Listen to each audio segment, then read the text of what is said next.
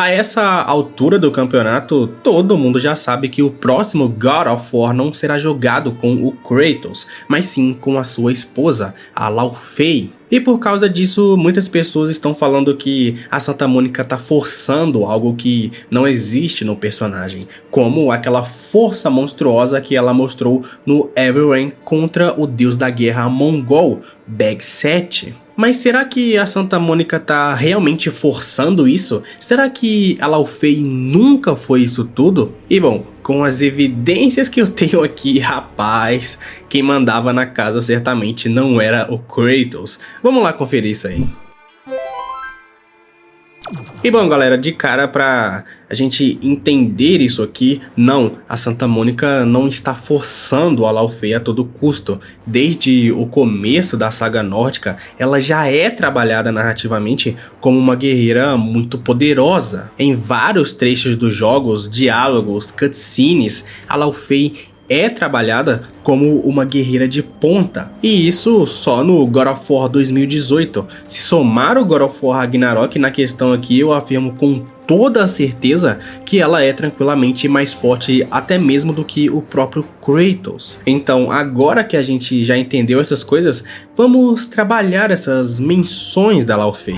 E bom, desde o comecinho ali do God of War 2018, a gente já tem a primeira evidência do quão assustadora era a Laufey. Isso porque, galera, quando o Odin manda o Baldur ali na casa do Kratos, ele não foi ali exatamente para buscar o espartano, ele foi ali para buscar a Laufey. Ou seja, o Odin mandou atrás da esposa do Kratos o melhor caçador e o guerreiro mais forte que ele tinha naquele momento. Isso porque mais pra frente, como a gente vai mencionar, o Thor já havia falhado com a Laufey, e como os corvos do Odin veem tudo o que acontece nos 9 reinos, ele já sabia que o Thor não daria conta daquele tipo de oponente, como também ele não deu. E mesmo que naquela ocasião ele não tenha enviado o Thor atrás da Fei, mas sim a própria Fei tenha ido atrás do Thor por causa do que ele estava fazendo com os gigantes, o Odin já estipulou a probabilidade de resistência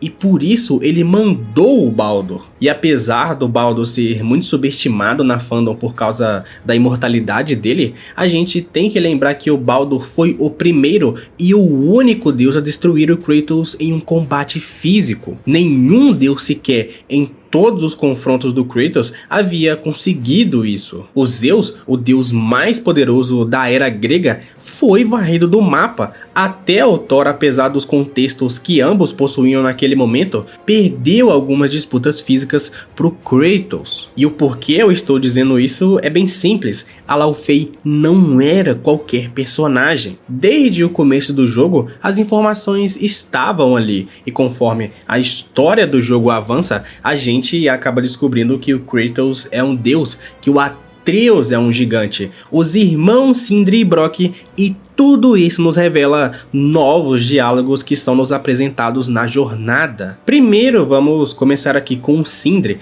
Na primeira vez que ele vê a gente no caminho ao pico mais alto de Midgard, ele nos revela que a Laufey era uma grande guerreira, e ele fala isso após ver o Kratos passar diante dele com aquele machado nas costas, uma coisa que o Brok também chega a notar. Agora, continuando com a jornada após esses eventos com os irmãos Rudras, o Sindri, após descobrir que eles não são uma ameaça, se sente mais à vontade e revela para quem e como o machado Leviatã foi criado.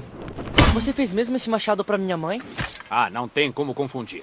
É sério, um dos melhores foi infundido com os gritos de 20 trolls gélidos. Mais ou menos. Mas por quê? Como conheceu ela? Foi ela que procurou a gente.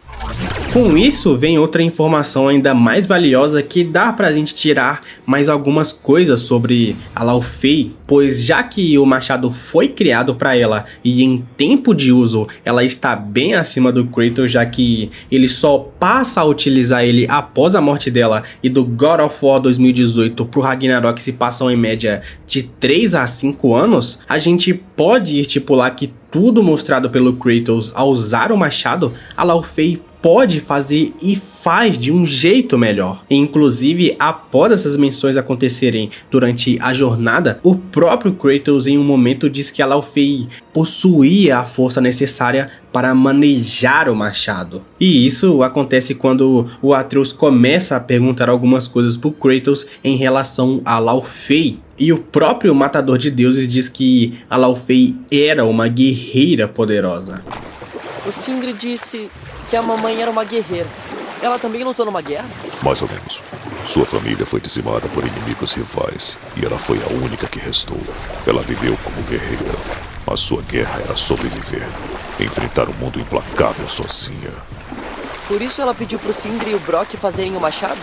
Ela tinha força para manejar a arma e sabedoria para fazer o bem como ela.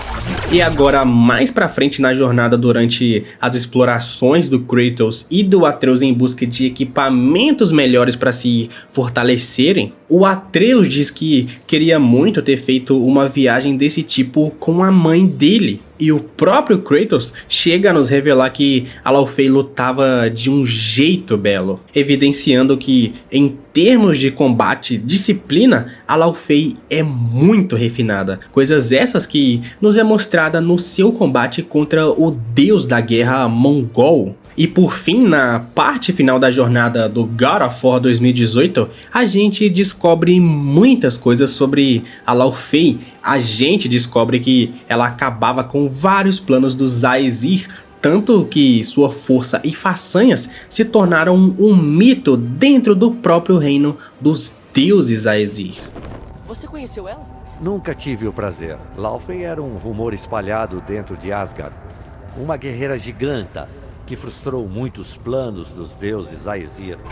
E bom, agora indo pro God of War Ragnarok, as menções da Fei ganham mais sentido, elas ganham mais construção. Após o Thor e o Odin invadirem a casa do Kratos, eles acabam indo passar um tempo na residência dos irmãos. E durante um dos diálogos, o Sindri acaba nos falando de um primo dele chamado Durlin. Um líder revolucionário que não gosta do Odin e que a Fei junto dele já havia participado de uma rebelião contra o pai de todos. Mas que, apesar deles terem falhado nessa tentativa de retomada, a gente começa a ver que a Laufey não desafiava os Aesir em momentos oportunos, digamos assim. Ela ia pra cima deles independente do momento. E quando o Kratos entra em Vanaheim para ajudar a Freya com as maldições impostas pelo Odin, ele acaba encontrando o irmão da Freya, o deus Vanir Freyr. E durante esse encontro,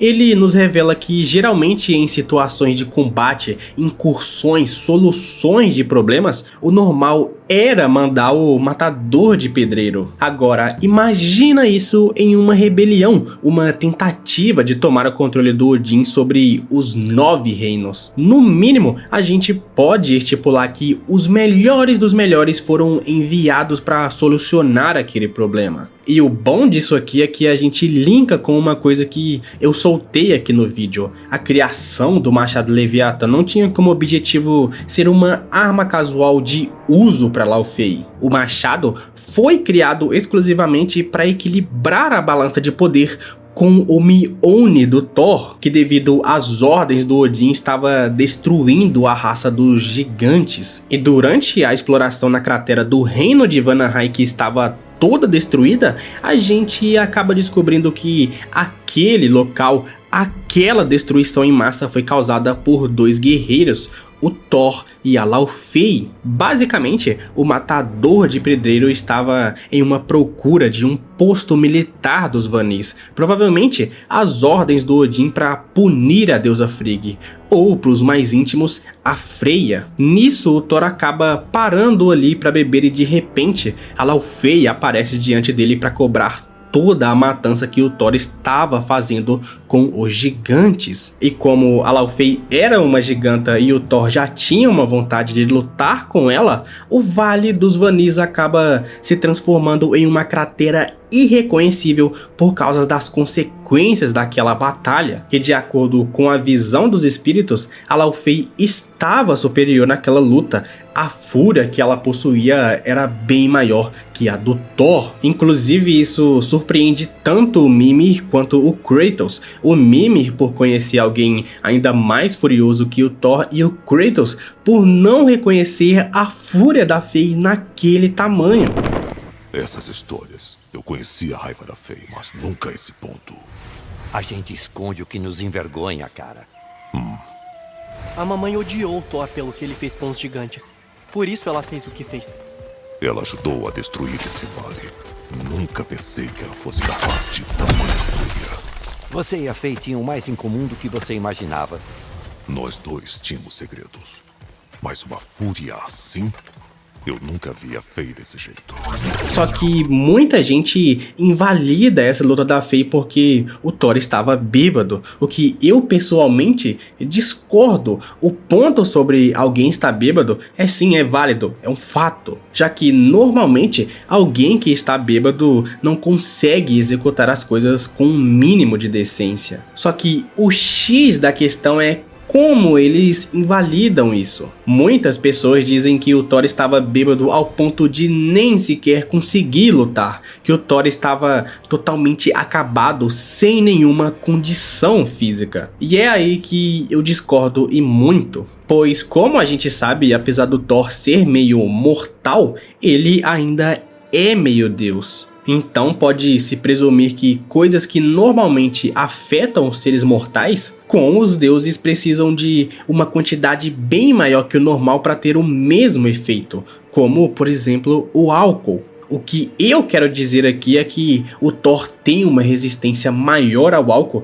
do que um mortal normalmente teria. Então ele normalmente demora muito para ficar completamente racional e se recupera mais rápido do que os outros mortais. Mas até aqui tudo bem, vamos para a próxima parte. Vocês lembram daquela confusão que acontece no salão de Asgard, onde a gente chega lá e o Thor está completamente bêbado? Então, naquela confusão ele estava muito mais bêbado do que no Vale dos Vanir. E a gente pode confirmar isso no fato de que o Thor em muitos momentos nem sequer conseguia lutar. Ele caía, mal conseguia segurar o machado. Já na luta contra a Laufey é dito que ambos estavam se opondo ao outro. Apesar da Laufey levar vantagem, a gente tem confirmação de que o Thor estava lutando. Ou seja, o Thor estava bêbado, mas não ao ponto de ficar completamente inofensivo. E minutos após a confusão no salão de Asgard se encerrar, o Thor é enviado por Odin em uma missão no Reino Gélido e não demonstra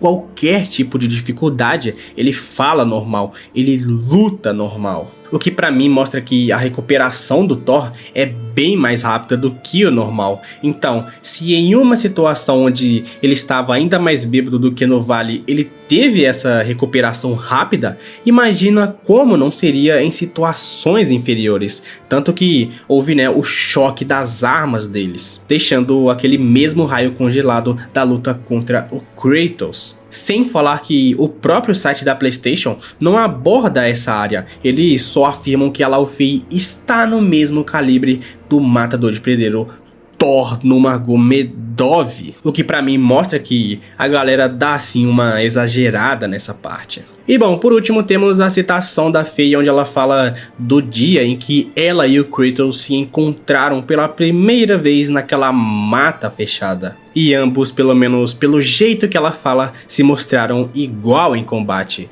E só lembrando que essa Fei era uma feia enferrujada, sem atividades físicas, enquanto o Kratos tinha acabado de sair das terras gregas e estava a todo vapor. Estamos perto do lugar onde eu e seu pai nos conhecemos. A gente quase arrancou a cabeça um do outro. Mas ele ficou mais calmo de lá pra cá. Um pouco.